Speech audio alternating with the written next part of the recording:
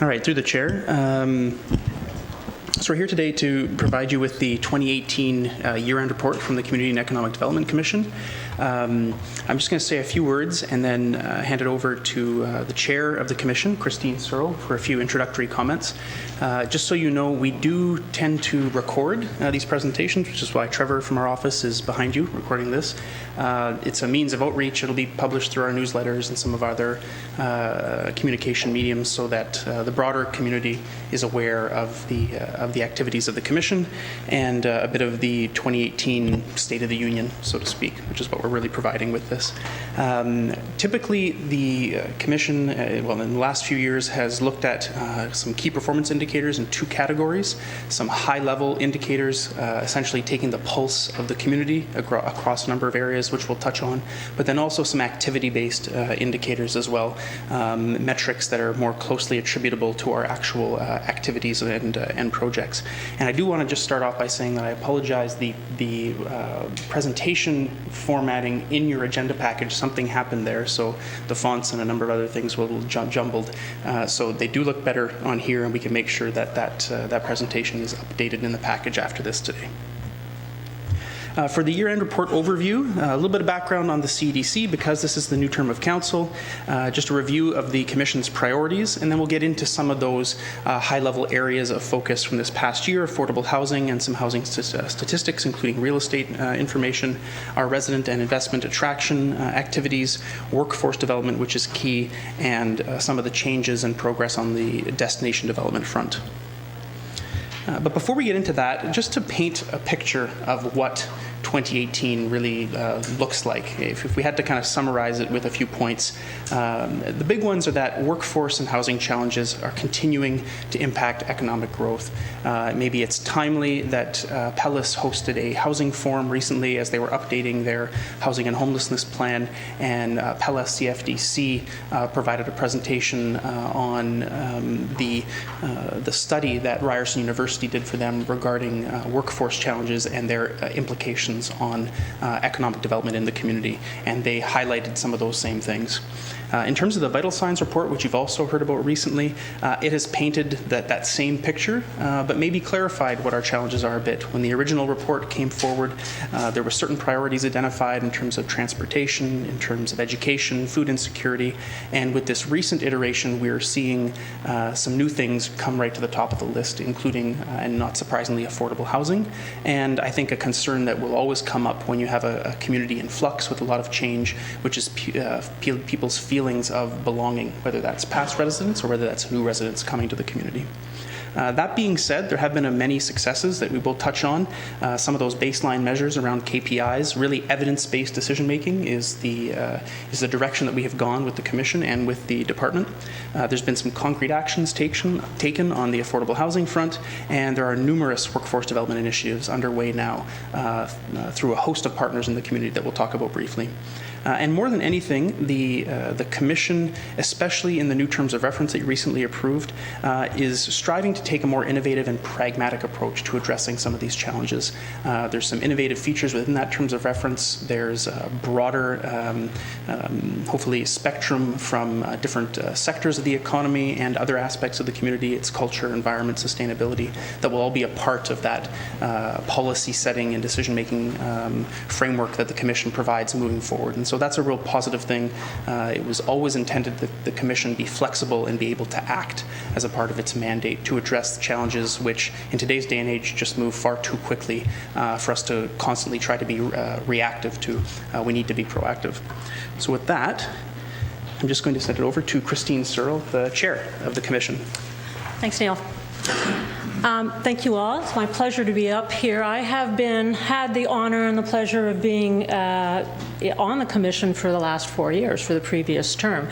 And so what we came into was a community and economic strategic plan that was already in place, and we worked from that until the corporate strategic plan. And the reason I really liked Neil's introduction, that was a very good segue to why I wanted to have these three messages for you, is that, we needed to really build from that 4 years of work and really be flexible in terms of what is the commission really all about and how can it better serve council. Because it was really clear that we weren't doing it. We were certainly working towards the strategic plan, but as Neil mentioned, there were always these changes happening. So how can we be more responsive to you? And I feel that the changes we made in that those terms of reference, which is part of the requirement, we do an annual report to council on what we've learned over the 4 years, is probably, from my perspective, one of the most useful accomplishments for you, council, over the 18. Now, I want to explain it to you with those 3 themes. First of all, I say opportunity for all. First, opportunity for you. Council now has, because of that switch in the terms of reference, has a built-in mechanism to support more strategic management of community and economic development. You've all got a lot of administrative, a lot of issues coming at you. You need to be able to step back once in a while to make sense of it. And we want to work for you to make sure that you get a really in-depth analysis of those issues. So it's a real opportunity for you to use us as the commission as best as you can. Strategic policy is part of that. You identify your strategic issues. We'll be working together with you, hopefully, that's certainly Neil's intention, for a new corporate strategic plan over the next coming months. Our Community Economic Development Plan expired a while ago. The corporate plan, I believe, is this year as well. And so for the first time, Council will have an opportunity to work with members of the Commission to collaborate on those strategic priorities and what kind of information we collect on that. So it's an opportunity for the members of the Commission as well. And the member commission can then sort of say, well, what's happening in our communities, in our boards, in our areas, and how can we bring that to bear and inform the council so their decisions will be made really with a good knowledge of what the issues are and how best to address them. And then thirdly, it's an opportunity for all of the industry groups, Wine Growers Association, and the community groups that are out there, because that is part of what we're going to be looking at. Commissions, that's part of their mandate. The reason I said insight is because all that collaboration allows us to have a much better insight to the issues facing the community. So working with you, we've set the strategic framework, and then we can move forward at building on the research that we already have, those baseline measures. But we also have, Neil's already mentioned it, vital signs. Now, full disclosure, I'm on the board of directors for the County Community Foundation and was intimately involved in vital signs, and so I saw that connection. I've also got a background in policy and small business policy and economic development, so I kind of looked at those issues. I've done these kind of reports and I worked with so many of the different organizations, including the Community Development Department, on really understanding what data is available out there and how we can gain collaboratively some insight to those issues that are facing both our business people as well as the nonprofits and the community-based organizations. And the data that has been on the industry side that has been collected by the department, in particular, the different sectors, the business retention and expansion interviews, and we've moved and got more and more understanding of what's affecting each of our key industries. So all of that we can bring to bear collectively, look at the issues, and then say, okay, how can we get a deeper insight to what we need to come up with some solutions, some programs that'll really work. And build that innovative and entrepreneurship capacity, because our sectors are not the same as our industries, as other communities, as you well know.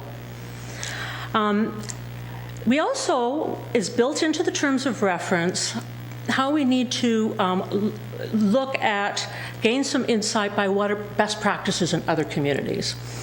And the other things that we have looked at, and again through our work, or I'd like to commission to look at it, is what's happening on things like in the Eastern Ontario Wardens Caucus, there's an issue that are affecting nearby communities. And the one that keeps coming to the front, a Federation of Canadian Municipalities is another organization we tap into. And they put budget notions together and say, what's affecting rural Ontario? And you tend to build our entrepreneurial capacity. It's 9 times out of 10 is strengthening access to high speed and broadband. It seems to be on an international front. It seems to be everywhere. So how can we bring the information that are collected from these other government agencies, whether they're federal, provincial, but looking at rural Ontario, and bring that to bear so that the Commission can analyze it? It's about analyzing those issues and saying, you know, we've got an idea of what will help you, Council, in trying to come up with the right solutions. So then, collective impact, and I kind of touched on it all the way through, and is collective impact is actually a very topical, is a very current term right now. Tamarack is doing a number of different, they provide consulting services to nonprofits to help organizations, nonprofit organizations, NGOs in your community collaborate and work together. And you'll see that terminology all the way through the terms of reference. You've already seen it. So that is a role that was kind of already in there, but we've brought it out more to the fore in the terms of reference. Because we realize that Council has so much work to do, but we're out in the community, so how can we then make sure that we are bringing all the data, all the knowledge that the community groups have, groups like the Prince Edward Inter-Services Group, very loosely, they have quarterly meetings, they're all focused on human services, the people in the community. How can we bring all that together and bring this information to Council through meetings of the Community and Economic Development Commission? So 2018 was a year where there were significant advancements made in collaborating with all of our community development partners, and we're looking to build on that and elevate that going forward in the next year. And as you look at some of the reports that Neil, I didn't expect to be talking this long. As you look at some of the reports that Neil would have be reporting on, I want you to think, I'd really love for you to think about these 3 messages. How can we use the Commission to pull all of this together, make sure that it's an opportunity that everybody's going to benefit from, use your mechanism, use our knowledge base to really delve into what the issues are so that we can report back to you as Council. And also to maybe look at how we can collaborate more effectively with a lot of other groups to address the issues.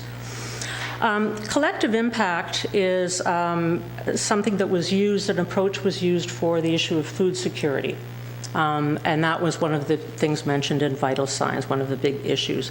The partnership with the County Foundation has been a real eye-opener for me, meaning the departments, the county's partnership, whether it's on the granting side, whether it's the transportation working group and that program and the funds that came here. Or I mentioned rural Ontario and food security. There's another 15,000 that came through a partnership again with the department and the County Foundation. Collective impact, investing are things that are top of mind for both the County Community Foundation as well as PEC FDC, who does impact investing. So those are key partners that we have that we need to collaborate with.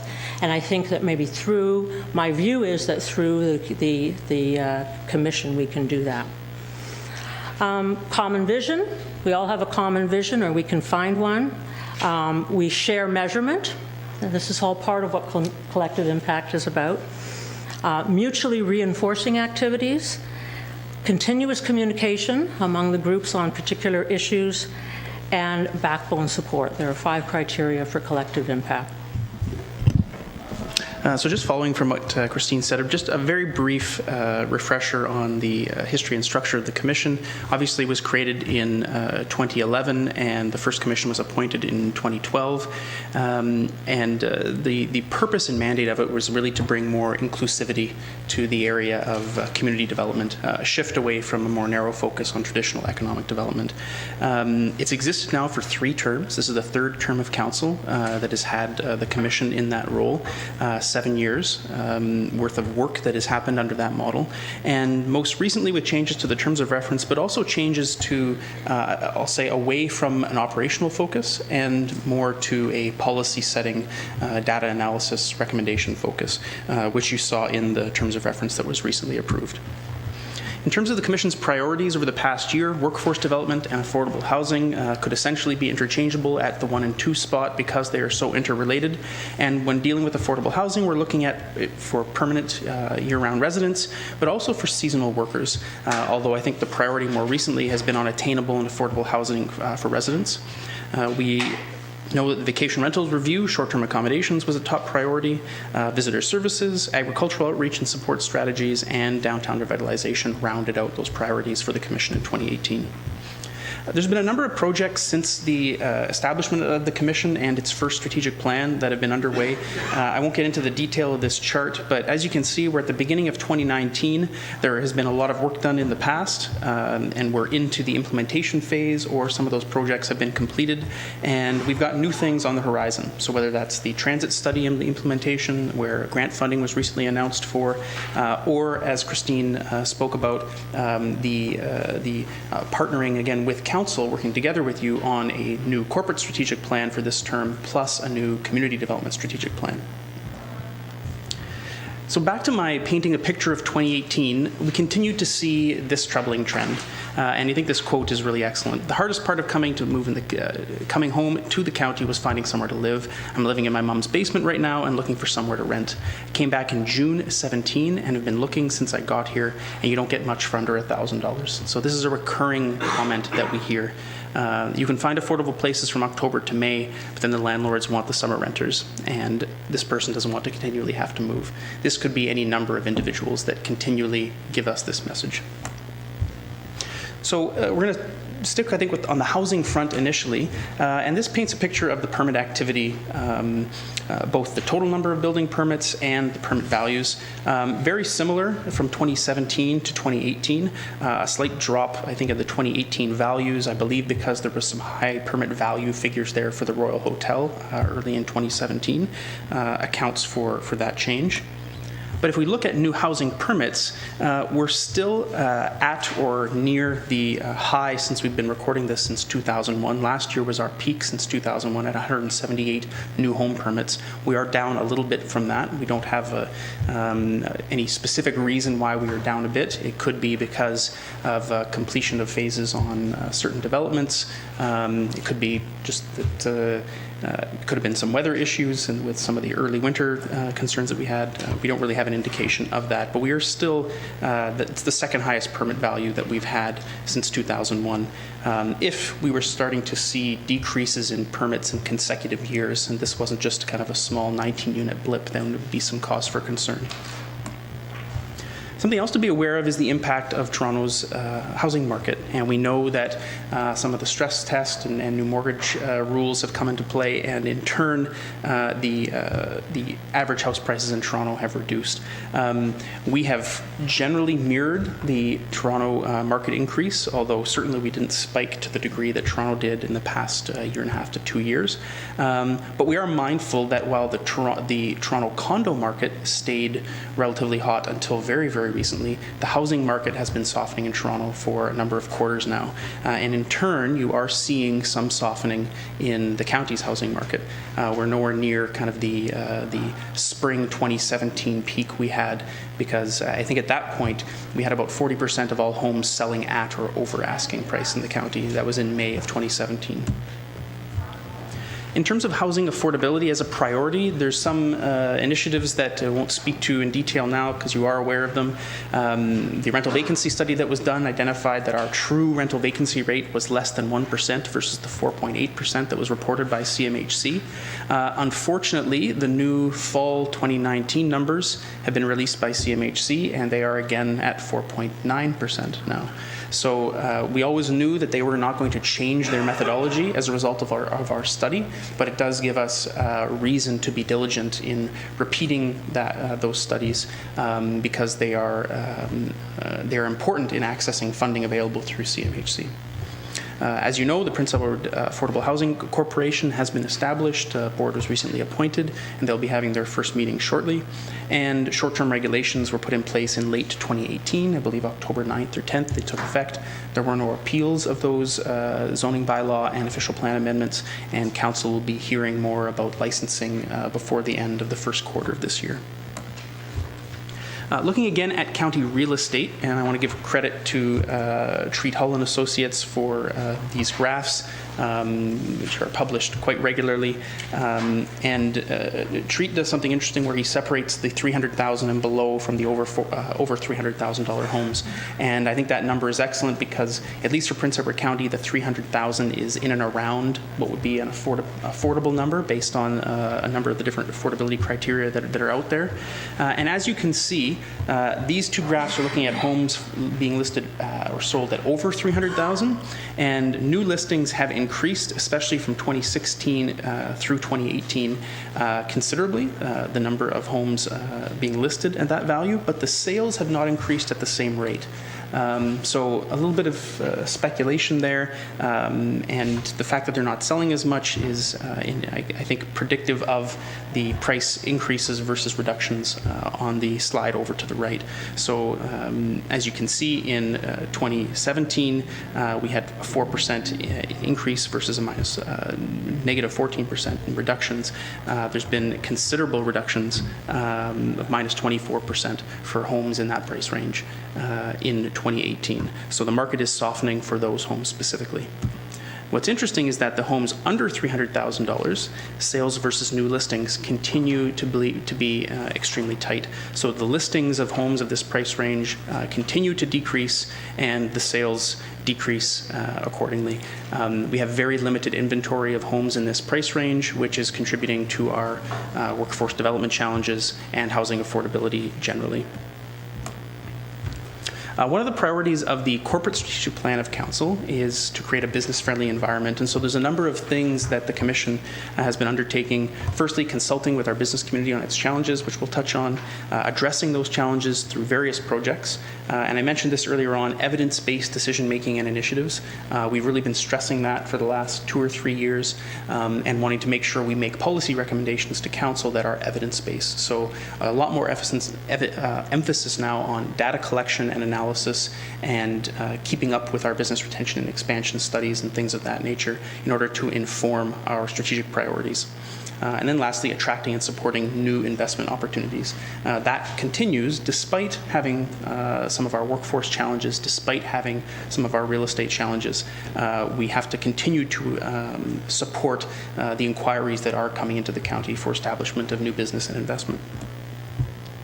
I just mentioned business retention and expansion studies. This is our 3rd year of conducting these studies. They're extremely valuable. So far, we have looked at the construction, manufacturing, healthcare, and professional services sector.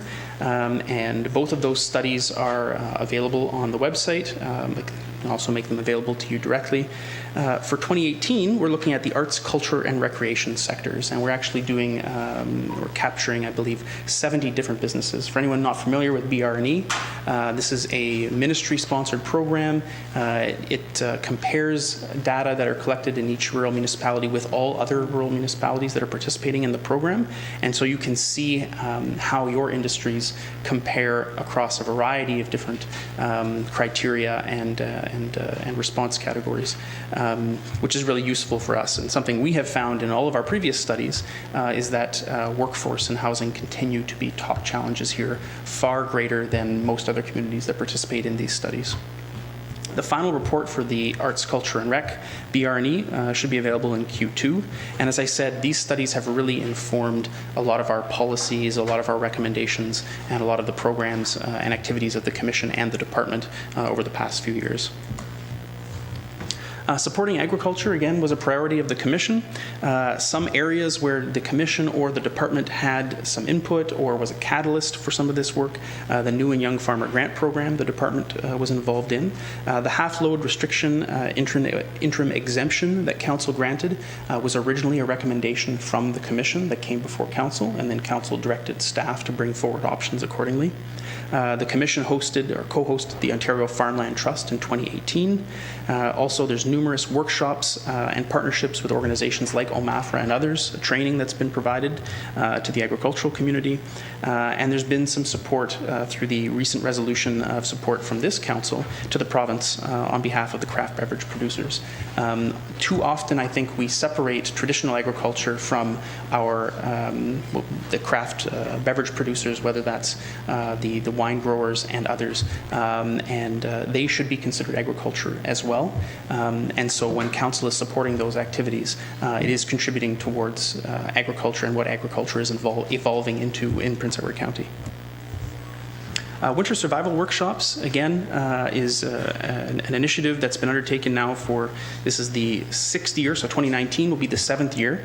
And these are a collaboration between a number of organizations, particularly the county and the Small Business Centre, that identify the needs of businesses, existing businesses in our community, and then host workshop series that tend to take place over the winter months when people have time. They've been extremely popular.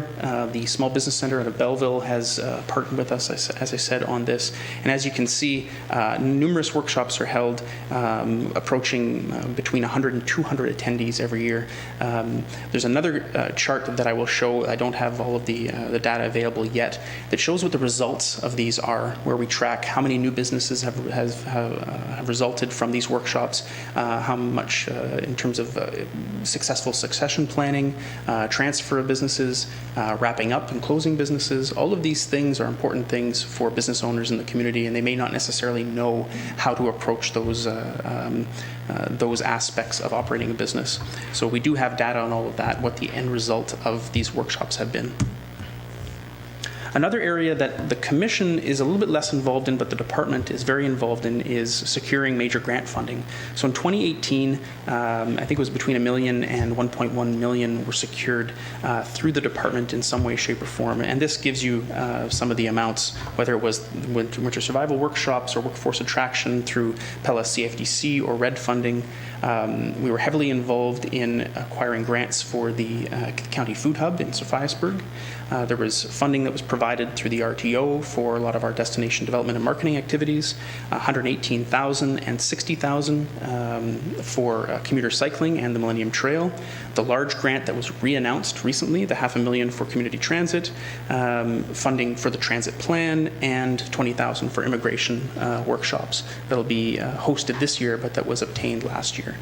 So again, I think this draws some attention to the value of having something relatively unique here, which is a dedicated staff person that is responsible for a lot of the soliciting of these grants and making those applications.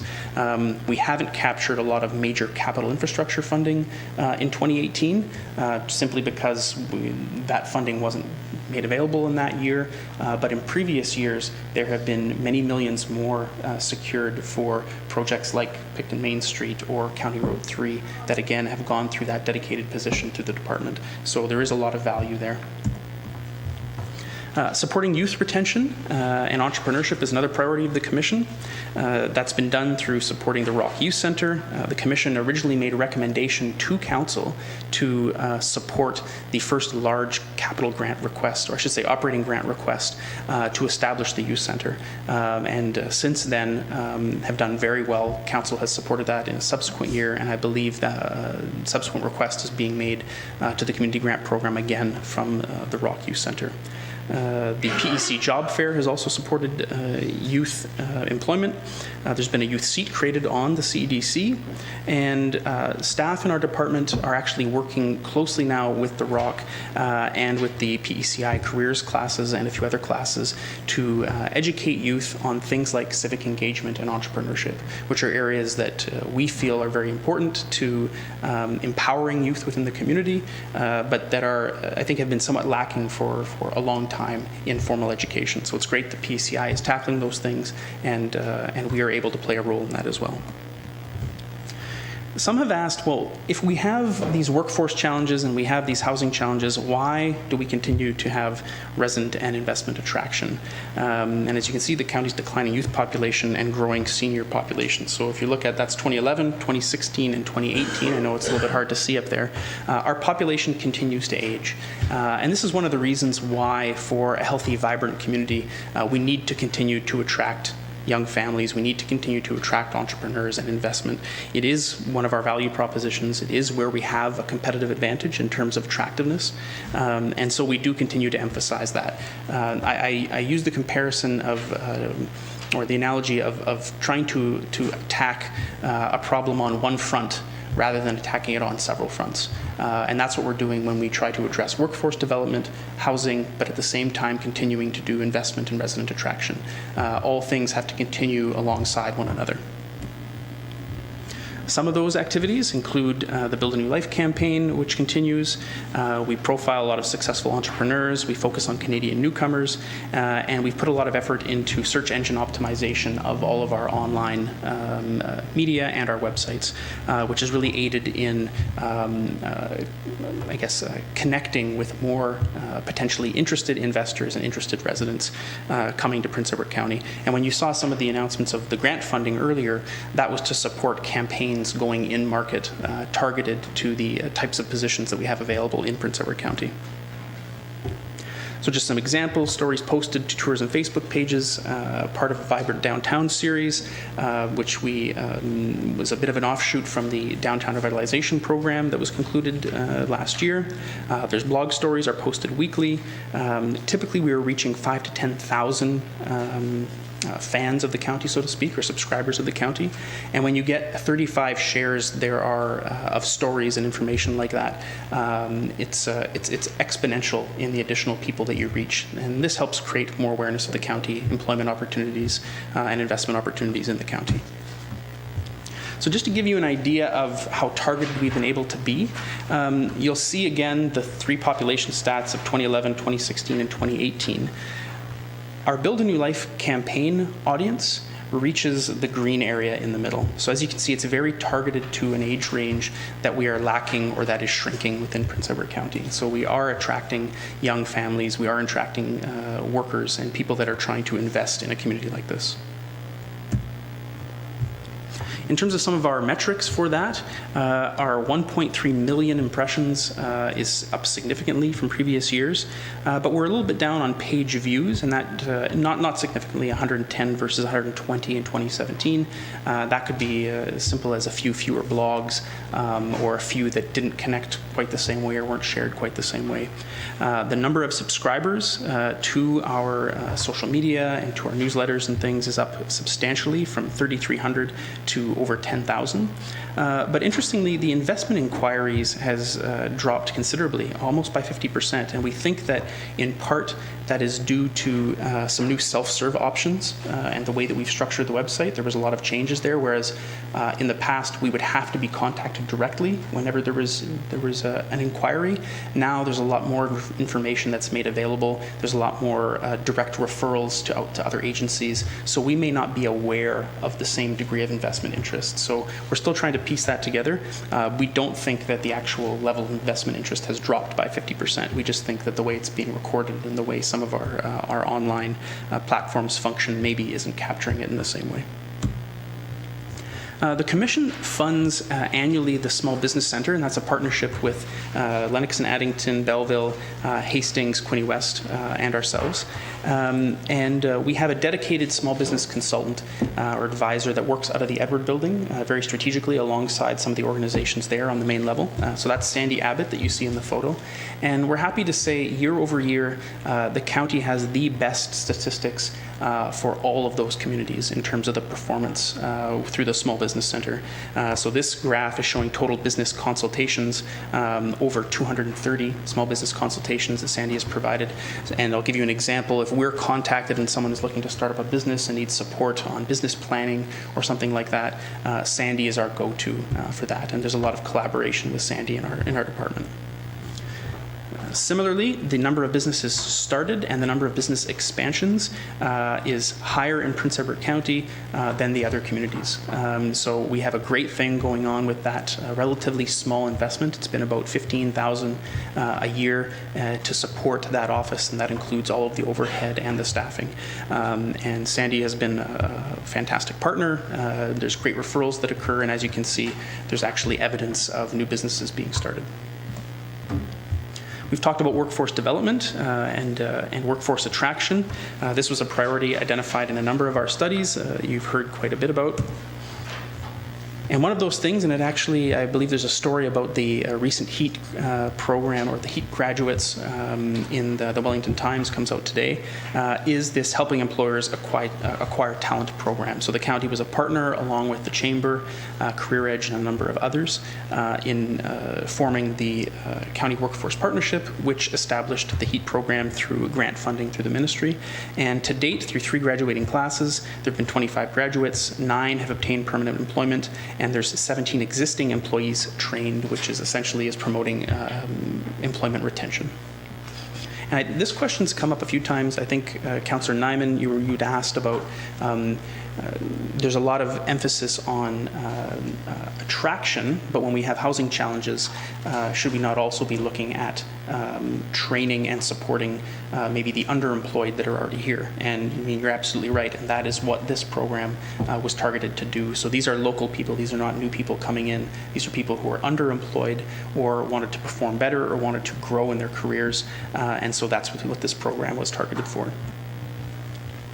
Because I know we don't have a ton of time, I'm going to skip over the 2 videos in the presentation here, but when we publish this on the website, the presentation with the information, we will probably include links to them there.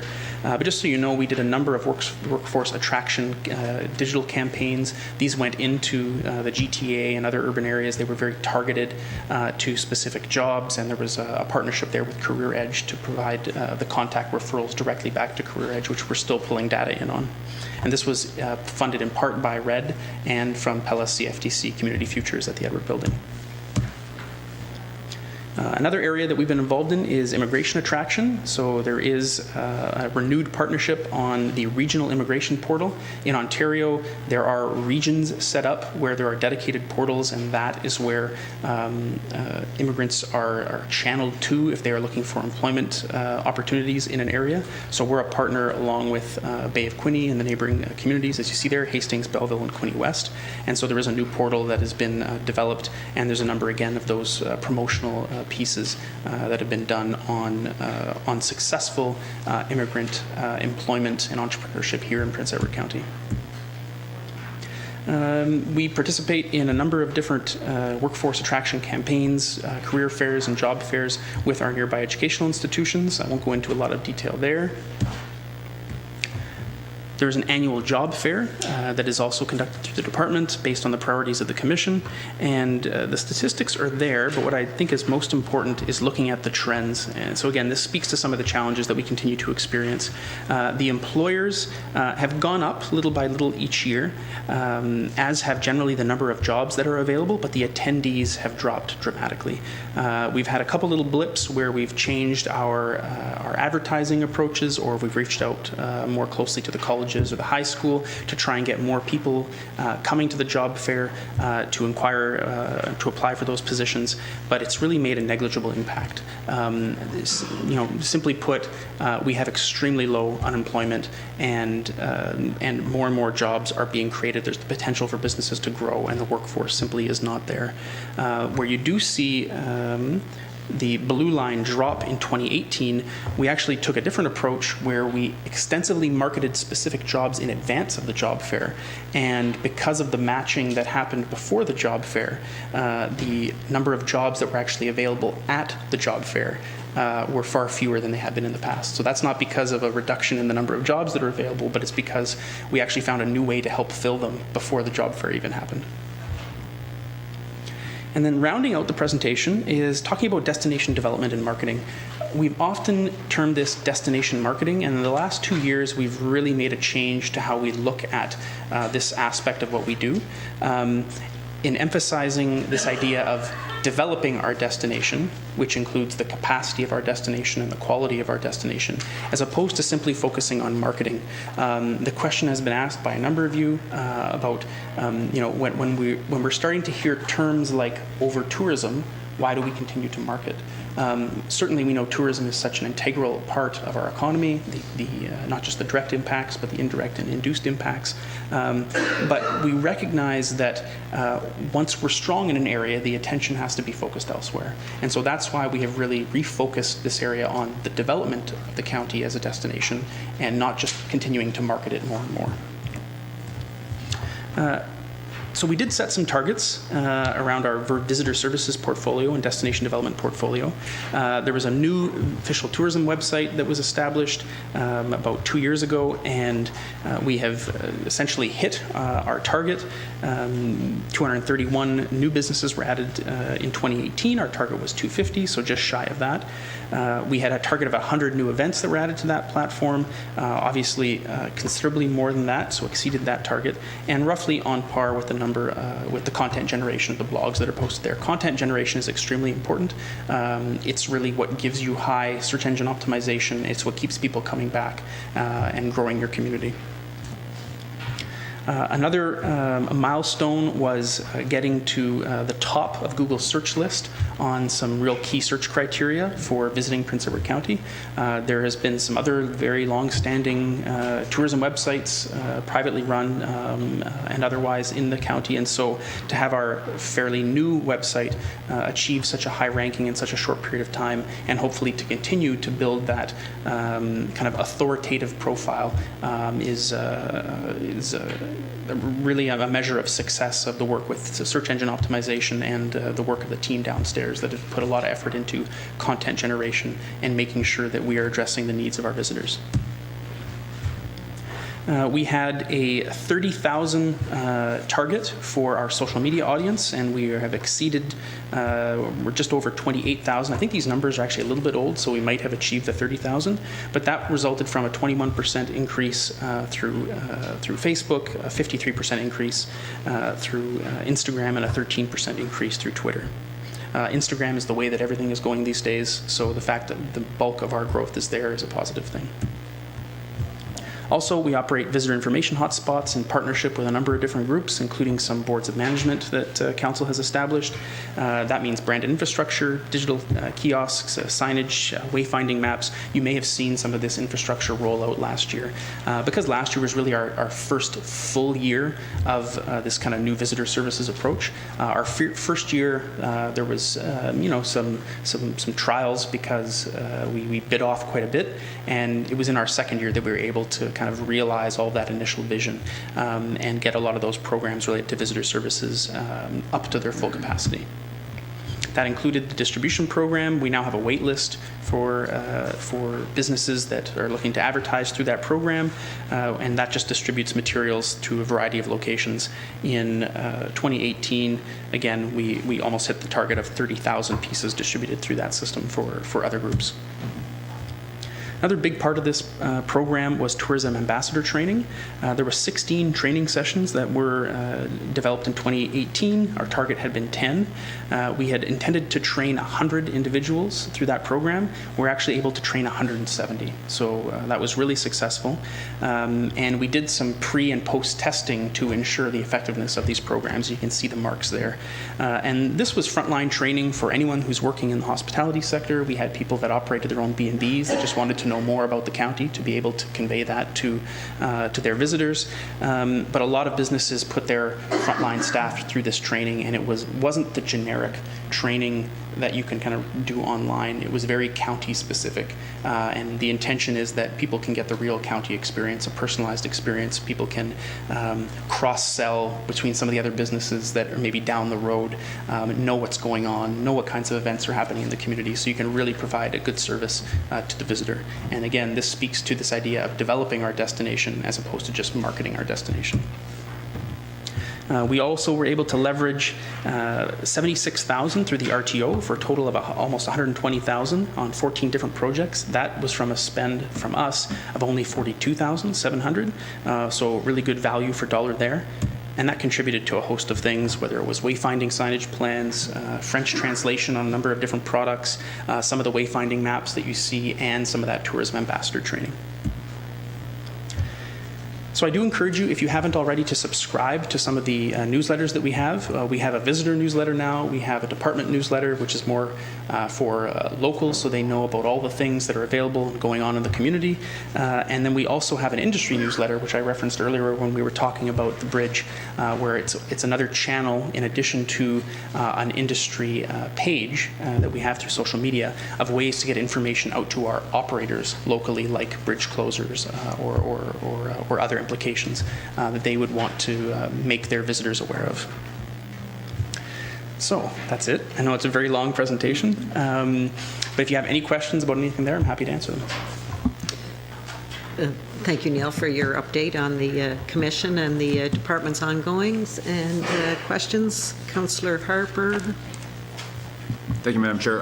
Excellent, Neil. I wasn't aware of all the things that you guys were doing. It's really very impressive. The one thing I'm just trying to understand a little bit better is some of the efforts in the immigration attraction and the Build a New Life audience.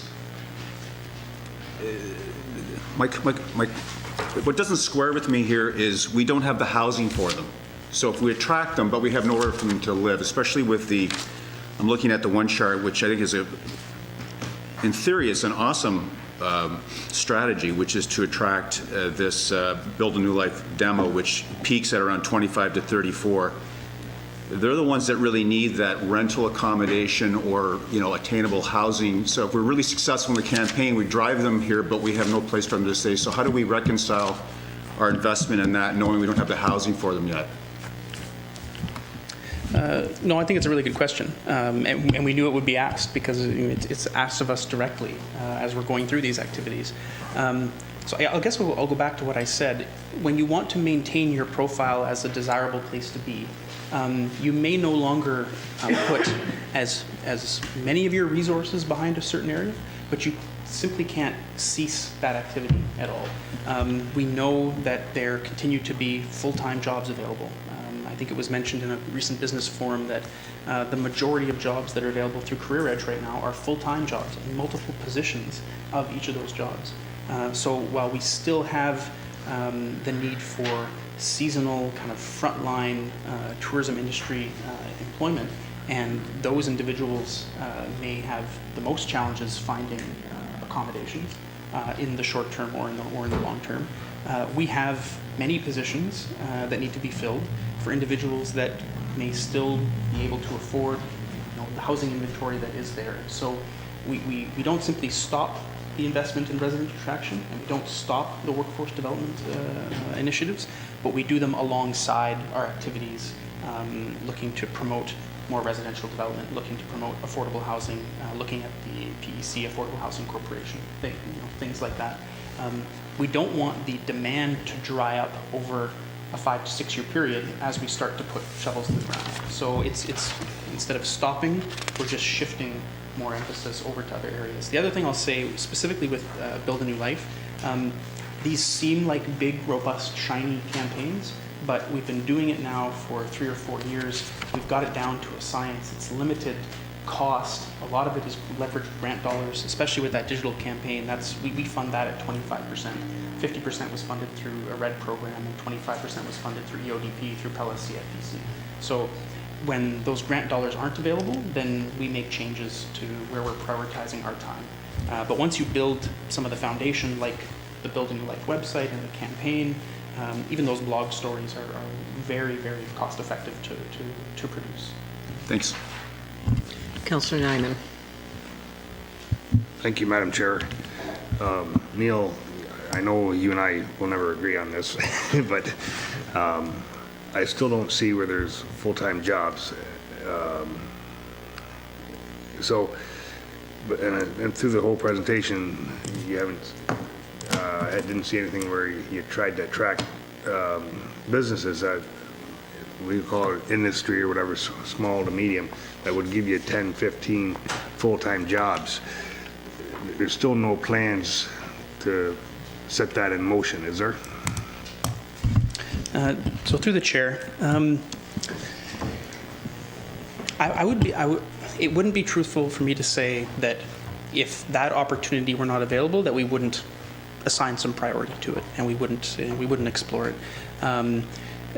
And I'll give you an example. There are a number of vacant lots still in our industrial park. We work actively with our realtor when we're approached by potential investors that are looking to expand a business that would have several jobs associated with it that might purchase one of those properties or relocate here.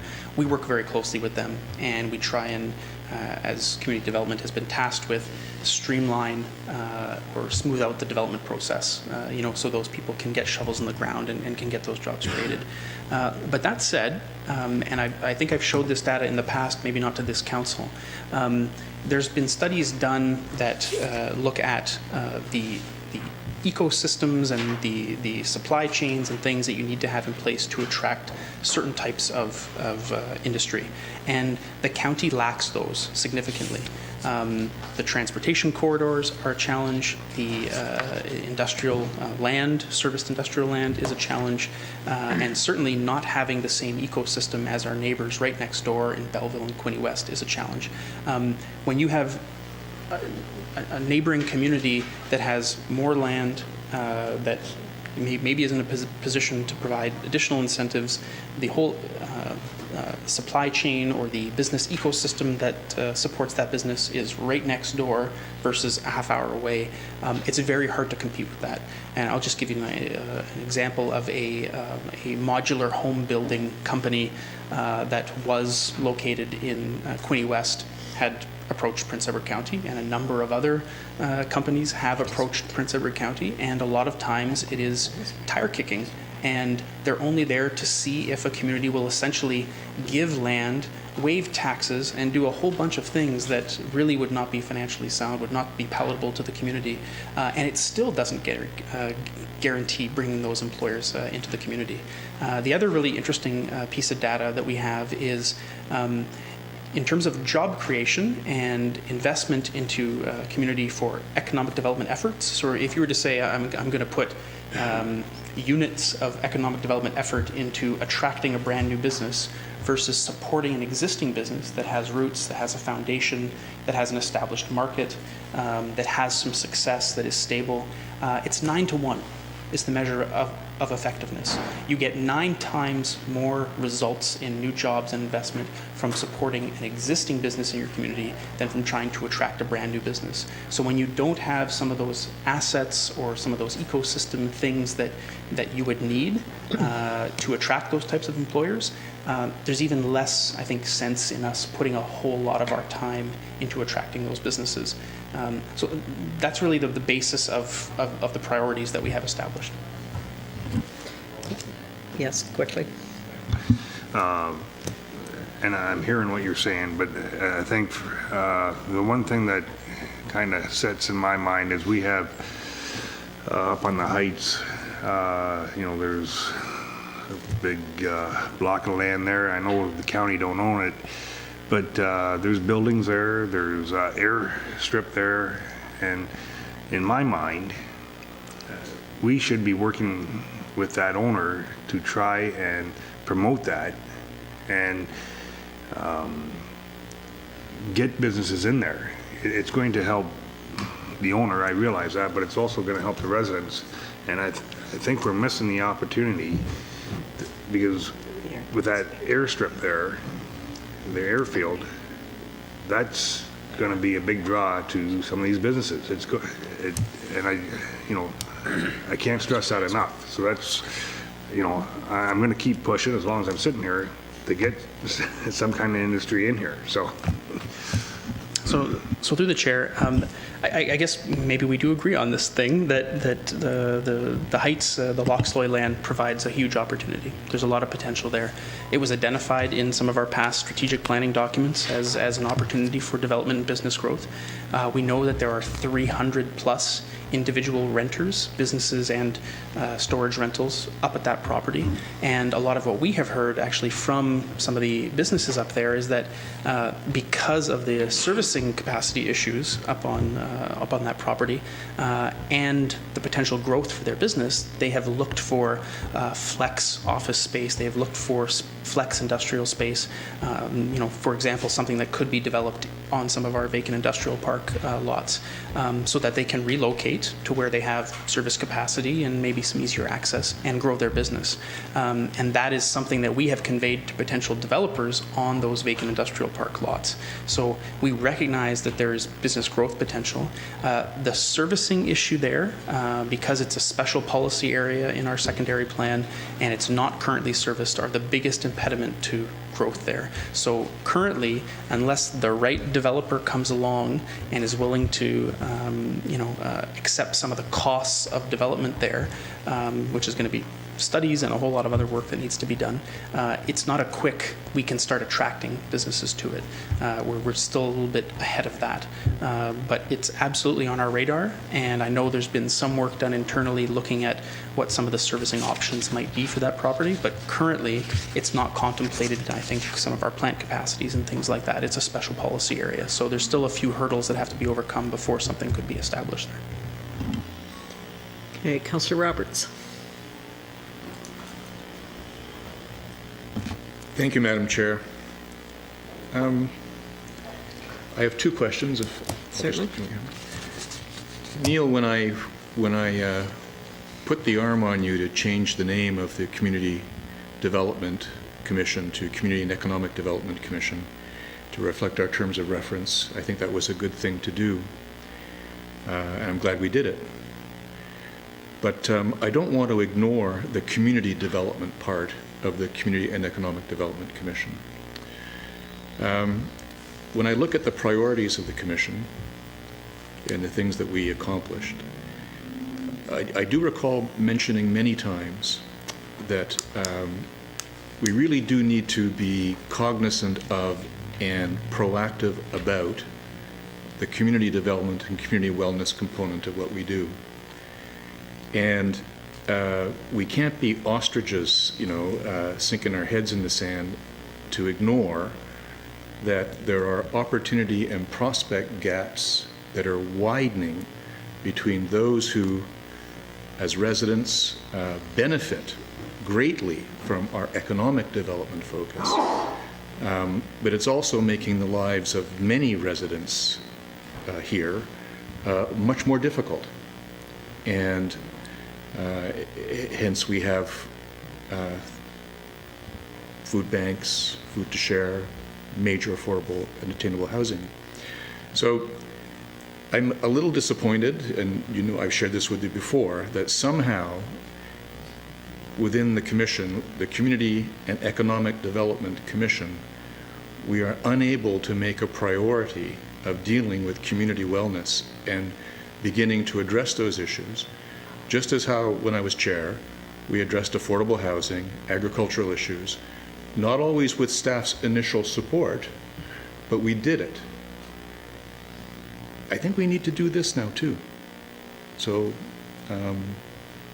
in whatever capacity I'm in, perhaps like Councillor Nyman, I won't be letting go of that bone, because it's the best thing we can do.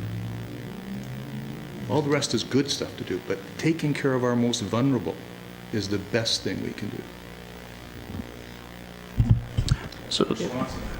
Okay. So through the chair, I don't know if there was a specific question or just looking for a response to. So when it was brought up, specifically when it was brought up as something that could be enshrined in the new terms of reference, and I believe it was poverty reduction and associated activities, staff's suggestion was that rather than include it in the terms of reference, it should become part of the brand new strategic plan. And I would continue to make that recommendation. I don't think that you establish priorities in a terms of reference. That's more about the areas that you could be looking at more broadly. But your immediate strategic priorities, I think, should be established in a strategic plan, and we are going to undertake that very soon. I suppose the presentation here has focused on more economic development related activities, but I will look at number 3, which is something that has received a lot of attention, and certainly the vacation rentals review and the and associated regulations was largely focused on trying to maintain communities and trying to prevent the hollowing out of communities and trying to address some of the issues around housing affordability. It was one approach, and the Affordable Housing Corporation was another approach. We talk a lot here about its impacts on business and workforce development, but we know that it is also related to seniors being able to stay in their homes, or seniors who want to downsize being able to stay in the community instead of having to leave the community because there's no rental properties available in kind of our service centers where they're close to essential services. So I guess all I can say is it's important that if the Commission and if Council wants that to float to the top of the priority list, to make that happen when the corporate strategic plan and the community development strategic planning process start to unfold. And even though we haven't presented a great deal today on some of the measures that I think, Councillor, you're referring to, the department continues to be heavily involved in things like the County Food Hub. We were one of the primary supporters of the Vital Signs report. A lot of the data that we collect that has been referenced here is used to inform decisions of the County Foundation and their priorities. And we continue to strongly support the Foundation in acquiring grants and supporting Council, or recommending to Council that funding to the Foundation happen because they are focusing on some of those areas. So that may not be sufficient, but it is not for lack of awareness of the importance of those areas. So staff's recommendation continues to be, let's enshrine those within our strategic plans, and then identify activities and actions to address those challenges. Follow-up. An ongoing discussion, Neil. The Affordable Housing Corporation isn't in the terms of reference either. So, the second question is regarding the statement that we had 26 investment inquiries valued at $10.8 million year to date. Have we been able to track how many of those 26 investments inquiries have actually become true investments, and at what value? So through the chair, yes, we do. I don't know if we have the 2018 stats, but we do have the data about which ones have actually come to be from some of the previous years. So we can certainly pull that together. What happens often is an inquiry, an investment inquiry that happens in 2018 is going to go through a 2 to 3 year kind of gestation period before there's shovels in the ground or something is built or a business is started. So there's always some latency to it, but we do have those numbers for previous years. I'd like to see the actual results. Thank you. Sure. Okay. Councillor Margetson. Thank you, Madam Chair. Neil, when I looked at your project timelines and what was in this term of council, I could understand everything quite clearly other than, and that was on one of the slides you had there, other than development framework. And I wasn't clear. I've heard destination development and workforce development and economic development and community development. What does development framework mean? Please, thank you. So through the chair, the development framework was an initiative of the Commission to identify a series of recommendations and principles, so to speak, to improve the development environment in Prince Edward County. So that was done in conjunction with the Development Services Group, Peter and his group, and others. We had a number of local developers, and we had some councillors and commission members that sat on an ad hoc committee to put that together. That was in 2017, I think, when it came forward. So it's been in place about a year and a half, maybe a bit more. And there's been a number of those recommendations that have been started. Some have been completed. Some have not been started yet. So that was specific to development in the traditional sense. Yeah. So just to follow up, Neil, that would be land development framework, I think.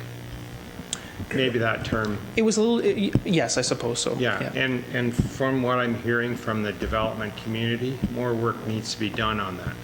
So I'd be interested in how that's going to be addressed going forward. And hopefully we can be successful. Thank you. Mm-hmm. Okay, anyone else? Okay. Mayor Ferguson? Madam Chair, late entry, sorry. That's okay. Thanks for the presentation, Neil and Christine. A word, a lot of words caught my attention. One in particular was the use of tire kickers. I want to turn part of what Chair Searle talked about around a little bit and ask what we as council can do to help. What, all this is coming back on the department, on the commission, but we are out there. We're in the community. We're, we're all connected to social media. We're all traveling outside the municipality. What, are we missing something, an opportunity to exploit council, the mayor, although the mayor seems to be exploited a lot, to assist in these development initiatives? So through the chair, when it comes to tire kicking, and that's going to capture a whole bunch of different activity and communications. I think what we find, and maybe Peter could even speak to this as well, is that a great deal of time is taken by staff in an environment like Prince Edward County of things that may not necessarily manifest, or dealing with things because someone complains very loudly, even when we know collectively that we have some really high priorities on other fronts. A great deal of time is taken up for that. I would almost say probably Peter's staff has to deal with a whole lot of things that are generated in that fashion that don't necessarily push the ball forward, even while they're trying to push the ball forward. And the commission and our department has to deal with it as well. In some ways, we've tried to head off some of those things. We can do some of that initial inquiry. We do it right now with short-term accommodations. We're answering probably as many questions as the planning department is on that front. And only at the point that we can't answer it do we, come to their plate in responding to those questions. But as you know, we have a huge number of development inquiries, and we have a relatively small planning department. When I guess if councillors are approached by individuals, kind of before you refer it to us, somehow qualifying what that is, making sure it's being referred to the right person, making sure, as I think we've said in orientation, that some of those inquiries or service requests go through our customer service folks so that they're logged and tracked accordingly. Because when a request about a pothole or a request about a simple planning question shows up on directors' desks and then maybe doesn't get answered because they're dealing with other things, it makes us look like we have customer service challenges or responsiveness challenges, but maybe it just ended up at the wrong desk at the wrong time. So anything you can assist with on that front, I think helps in terms of efficiency and saving time. And on the other side of it, when there is the potential for legitimate development, and you're out and about, you're outside of the community, you're at conferences, or through your personal and professional contacts, when there's legitimate things, we encourage you to contact the directors and kind of the senior people. You know, I've had a number of meetings just very recently with some of you because you've been aware of some opportunity. And when those legitimate opportunities are there, you know, we encourage you to come and talk to us. We will take action. We can provide some direction, or we can say, maybe we can give you that little bit of information that will prevent a number of meetings for having to be scheduled, or we can identify something that is a legitimate opportunity that's time sensitive, and we can address it right away. That's one of the benefits of our BR+E studies, is that as we're doing those hour or 2 hour long interviews with businesses, if they mention something that needs to be addressed immediately, because otherwise it's a missed opportunity, they couldn't hire an additional person because they couldn't expand something on an assembly line, or they couldn't acquire a new piece of equipment because they didn't know of a grant program that would have allowed them to purchase it, we can address that right away and say, you know what, you should contact this person, or here's this program. Or, you know, God forbid, if a business is going to close, and it's the result of certain things, not being able to find staff, or not being aware of certain succession planning opportunities, not being partnered with another business in the community that had vacant space, or someone that may have been looking to amalgamate two operations. I mean, those things do come up, and if we're not aware of them, we can't help out. So if you're ever aware of those types of things, please reach out to us and let us know. And as I said at the beginning, help to qualify some of that, some of those leads if they're coming through. We will help you to answer your constituents' questions, you know, whenever possible. So if you are unsure, please reach out to us, and hopefully, again, we can build up a reputation of being more responsive and more customer service oriented if we have a relationship like that. Okay, go ahead, Councillor McMahon. Thank you, Madam Chair. With respect to the resident investment attraction, you noted that 26 investment inquiries valued at $10 million, and you said it had dropped quite a bit from previous years. Mm-hmm. Have you addressed why that is happening, or do you have any way of overcoming that, getting it back to the figures that it was? No, like I said, we're not really sure why that has happened, because all of our other indicators show the same interest and demand. We think that some of the changes we made to the portal, some of the self-serve options, may have just resulted in less of those inquiries getting into our database. But what we've seen in the last 6 weeks is that they are back up again. So again, whether that was some other changes we made, time of year, there's all sorts of different factors. So we're not exactly sure why it changed from 17 to 18 so dramatically. Yeah, because I mean, it was more than a 50% Yeah. drop. Yep. But you see the numbers going back. Just in the last 6 weeks, we have several per week. So we get a lot of them, but before they're recorded, we actually identify them as sort of a qualified lead. And there's been some that you know came in about 2.5 years ago.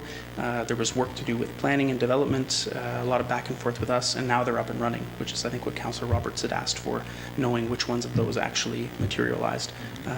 So yeah, when you're dealing with numbers of that size too, you can have, but you could have a change of 3 or 4, and that's a big percentage when you're dealing with kind of 26 leads. So we have a lot more inquiries that come in, but specific to this kind of lead funnel, that was the numbers in 2018. So hopefully they continue to go up the way we've seen the last 6 weeks. Thank you. Okay.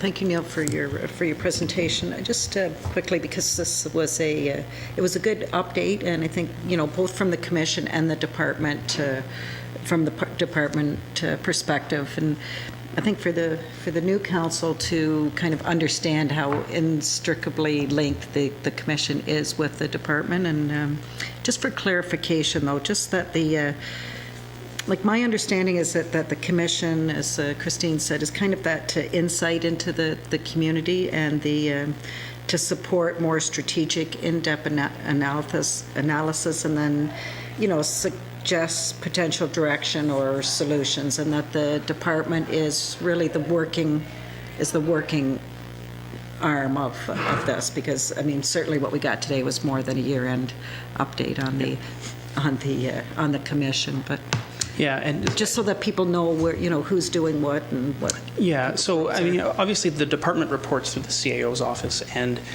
everything you saw here does not encompass everything the community development department does either. I think that's important to note. This is really the activities that are related to the priorities that have been established by the commission. The commission until this past year has had funding in its budget for operational things, and that's why I think I said right at the beginning, this last bullet changes visitor services to operations. We've kind of finally relocated some things that were operational in nature into the operating department budget. So that's why the commission's budget went down and the department's budget went up, because we just shifted things where they were more appropriately housed. But we work alongside the commission. So the commission does set priority, and then we propose or we undertake a number of different activities or programs that look to address those priorities. And at the same time, sometimes council refers things directly to the commission, even though it establishes its own priorities. And sometimes the commission will recommend things directly to council, where it's outside of the commission's purview or its jurisdiction to make decisions. So it has worked fairly well so far. Moving forward, there's a greater emphasis, because of the terms of reference, on the commission playing a policy-setting role. Again, as you said, Chair, through intel from the community, hence the increased number of seats, citizen seats on the commission. Again, they have the ability, I think, as Christine said, to provide recommendations and support to you in the areas that they focus on, especially with more citizen appointments, more intel there, but for you to refer things to them that you may not have the same expertise about, because you see people from specific sectors or with specific backgrounds sitting on the commission. That's really what they should be used for. Okay, thank you. I'll take someone put the motion on the floor, please. 6.1. Councillor Margetson, seconder. Councillor Prinzen, if you could read that for me. Councillor Margetson. Yes, Madam Chair. It's a Margetson Prinzen motion that the presentation by the Community and Economic Development Commission regarding their 2018 year-end report be received. All in favor? And that carries.